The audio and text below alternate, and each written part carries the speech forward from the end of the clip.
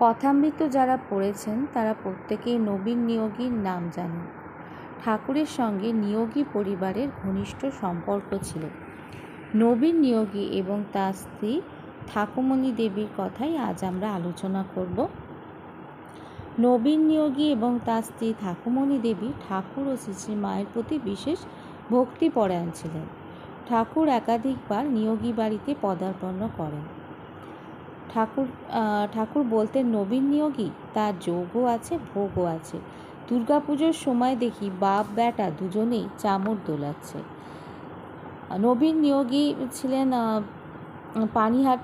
পানিহাটি থেকে তিনি আড়িয়াদহ, দক্ষিণেশ্বর আড়িয়াদহ অঞ্চলে এসে বসতি স্থাপন করেছিলেন এবং তার রেড়ির তেলের ব্যবসা ছিল এবং এই ব্যবসা করে তিনি অনেক সঙ্গতি সম্পন্ন হয়েছিলেন। তার বাড়ি গাড়ি বৈভব সবই ছিল, অট্টালিকাও ছিল বিশাল। কিন্তু তারা দুজনে এত ধনসম্পত্তি থাকা সত্ত্বেও স্বামী স্ত্রী দুজনেই ছিলেন খুবই ঠাকুরের প্রতি তারা ভক্তিপরায়ণ ছিলেন এবং তারা নিজেদের ধন ও গর্বে কখনোই মত্ত হতেন না। তাদের অর্থ নিয়ে তাদের কোনো অহংকার ছিল না। তাই দক্ষিণেশ্বর আড়িয়াদহ অঞ্চলে সেই সময় অনেক বিত্তশালী পরিবার থাকা সত্ত্বেও এই নিয়োগী পরিবারের সঙ্গে ঠাকুরের একটা ঘনিষ্ঠ সম্পর্ক গড়ে উঠেছিল, ঘনিষ্ঠ যোগাযোগ ছিল এবং তিনি একাধিকবার তিনি এই নিয়োগী বাড়িতে এসেছিলেন। নীলকণ্ঠের যাত্রা দেখেছিলেন ঠাকুর এই নিয়োগী বাড়িতে। এই বাড়িতে দুর্গাপুজো উপলক্ষে ঠাকুর কয়েকবার এসেছিলেন এবং নীলকণ্ঠের যাত্রা শোনার ঘটনাও সুবিদিত।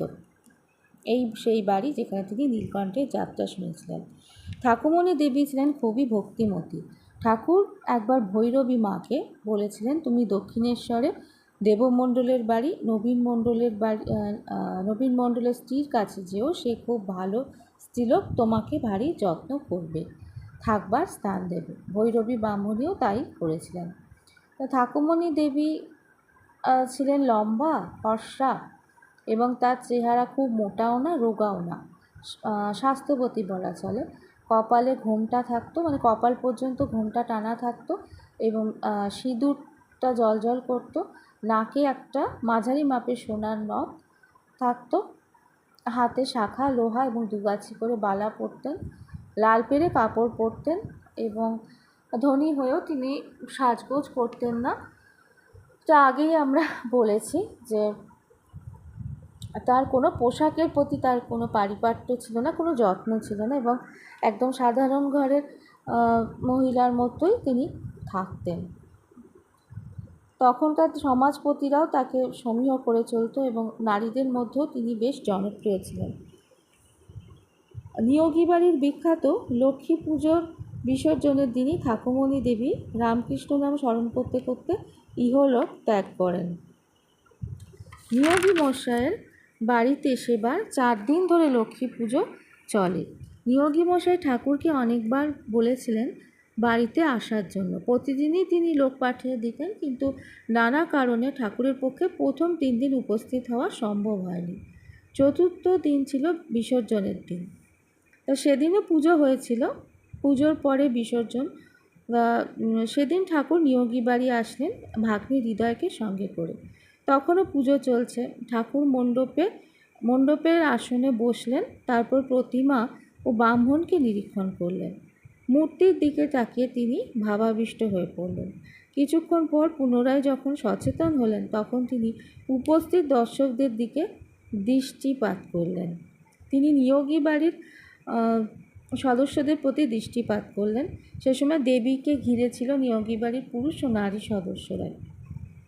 তারপর তিনি পুরোহিতকে উদ্দেশ্য করে বললেন, কী গো বামুন ঠাকুর, এর মধ্যেই মাকে বিসর্জন করে দিলে? তারপর তিনি আবার মৌন হয়ে পড়লেন, অস্বাভাবিক রকমের মৌন, আর কোনো কথাই বললেন না। সবাই ভাবল তিনি হয়তো প্রলাপ বকছেন, কারণ দেবীর বিসর্জন তো এখনও হয়নি, এখনও পুজো চলছে, এখনও কিছুক্ষণ পুজো চলবে, তারপর দেবীর বিসর্জন। ঠাকুর ওই সময় অত্যন্ত চঞ্চল হয়ে উঠলেন এবং এখানে আর থাকতে চাইলেন না। হৃদয় ঠাকুরকে তিনি বারবার বললেন তাকে এই পূজা মণ্ডপ ত্যাগ করে নিজ আবাসে ফিরিয়ে নিয়ে যাওয়ার জন্য। তো নিয়োগী মশাই ঠাকুরকে অনেক অনুরোধ করেছিলেন, কিন্তু তারপরও তিনি থাকলেন না, শুধু বললেন বিসর্জন হয়ে গেছে।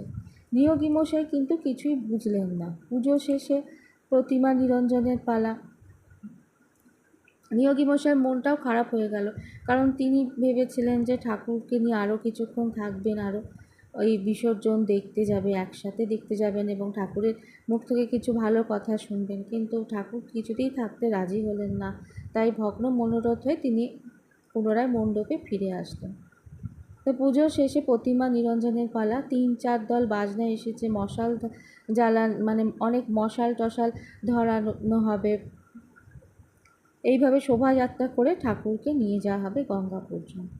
কিন্তু সব কিছুই কেমন ওলটপালট হয়ে গেল। দেবীর নিরঞ্জনের ঠিক পরপরই ঠাকুরমণি দেবী ইহলোক ত্যাগ করলেন।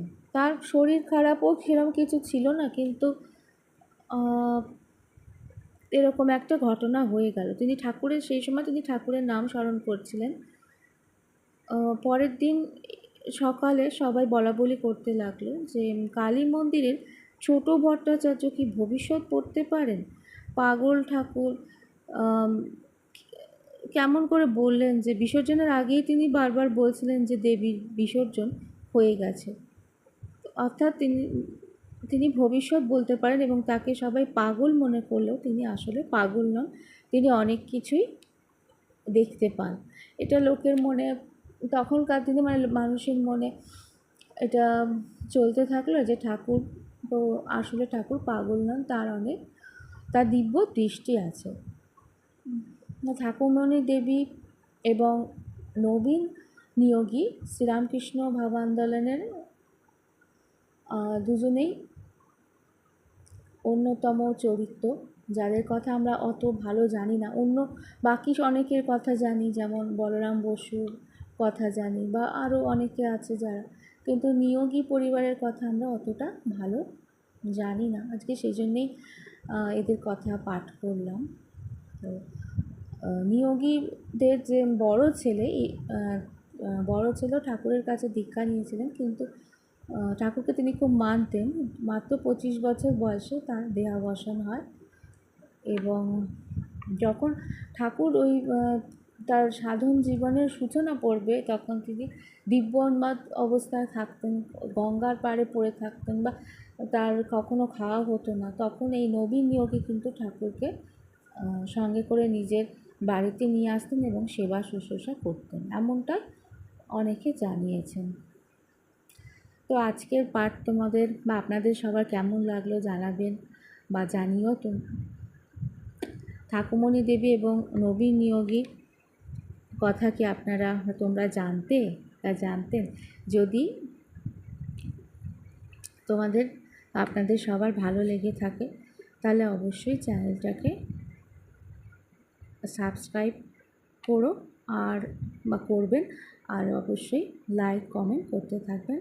ঠাকুর সবার মঙ্গল করুন। ঠাকুর শ্রীরামকৃষ্ণ মা শারদা আমাদের প্রত্যেকের মঙ্গল করুন। তো আমাদের ইহজীবনের ভার নিন, এবং এই জীবন তো বটেই, আমাদের পরবর্তী জীবনের ভারও তাদের হাতে। জয় তো শ্রীরামকৃষ্ণ, জয় মা শারদা, জয়।